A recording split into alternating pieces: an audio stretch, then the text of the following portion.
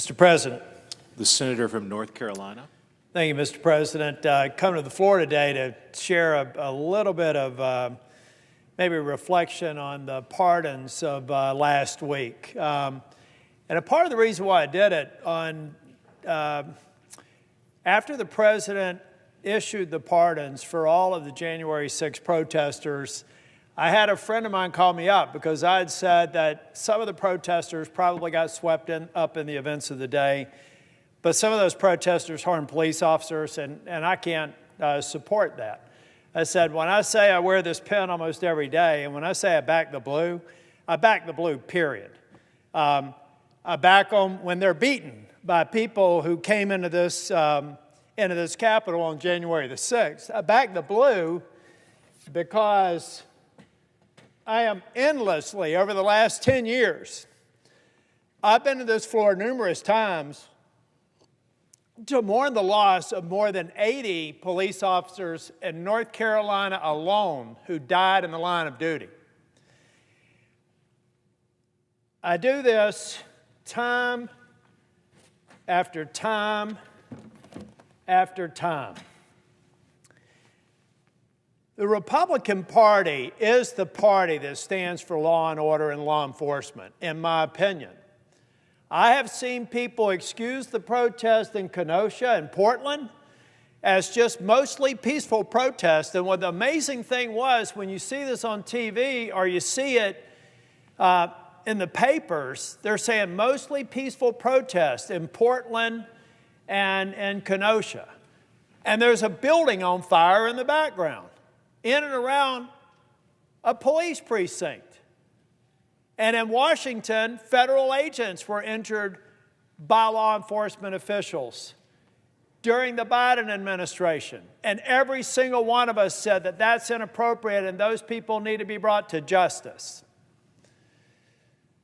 Now, on January the 6th of 2021, I was standing right over there in the middle of that aisle. I had originally, my seat was right there. So when we were doing the certification of the election, you could hear, people had breached the building. They were running around the Capitol. They were banging on doors. And finally, my chair being right next to that door, we heard a loud crash, and I saw Capitol police officers say, "Secure that building," and run up there to protect the members that were in the chamber. And we were all here. Now, I saw some people immediately go to the Capitol Police so that they could take them to safe refuge, and they're the same people who have fundraised on a website that's called Back Blue. Fortunately, it's been taken down because I ranted enough. After a year, they finally did it. But they had a Run for Justice 1312. The alphabetic analog is ACAB, which translates into their slogan, "All cops are bastards." Why does this relate? They raise money on it. In fact, they even encourage people to do their 13-mile run around police stations to disrupt and intimidate police officers. Now, how does this relate to everything that's going on here? I was the last member out of the U.S. I was the last Senate member out of this chamber on that day.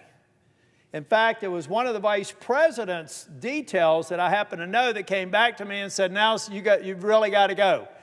I walked through that hallway, down the stairwell that's over there, into the train tunnel, and what I saw were police officers who were bleeding, they were bruised, and they were beaten down. Now, the people that did that were pardoned last week. To those people, and I will give the president the benefit of the doubt. I support pardons for people that should have never come into the building. I don't know if I were president if I would have pardoned them, but I could actually at least understand the rationale for those. But I think if you back the blue, there can be no equivocation on any exception for someone who assaults or murders a police officer. The tragic thing is I've just filed 2 bills that would increase the penalties for assaulting a police officer and increase the penalty for murdering a police officer up to, as a federal crime, up to and including the death penalty. I want to send the message to those folks in blue that I, as an elected official and member of the U.S. Senate, never equivocate when it comes to backing the blue. And I would argue that if anybody has a problem with them, then call 911 and tell them you never want them to show up to your door when you're in trouble. Because most people know that the police officers that serve us and protect us in this building are great people. And I have this ask to those who have been pardoned. The QAnon shaman who sat in that chair that the gentleman from Indiana is sitting in now and boasting over how he came into this chamber, you know what his social media tweet was when President Trump gave him a chance and gave him a pardon? Now I'm going to go buy me some effing guns. For the others who have been pardoned, be like a handful of some who have refused the pardon because they felt like they deserved the punishment. For those who have received a pardon, view it as the gift that it is. Apologize to these police officers for what you did to them. And if you do that, then I'll feel like maybe President Trump gave you a chance to redeem yourself. But if you come and spike a football in this Capitol building and you pretend like what you did was right, righteous, or justified, please do not come anywhere near me. Mr. President, it's important. For the past week, I've told the police officers when I enter the building, I thought the pardons of those who assaulted police officers were wrong. I've told every one of them, I said, I know you shouldn't react to it because you have to be apolitical, but I am a political person. I can say whatever I want to and then answer to the people of North Carolina. But I thought it was important to me to come to the floor and record this in the federal record, particularly the challenge to the people who assaulted police officers. Show that you're remorseful.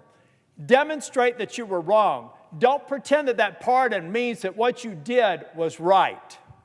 And for that reason, I felt compelled to come to the floor and make this statement, Mr. President, because where I come from and where I've been my entire public service career, I will never stop backing the blue.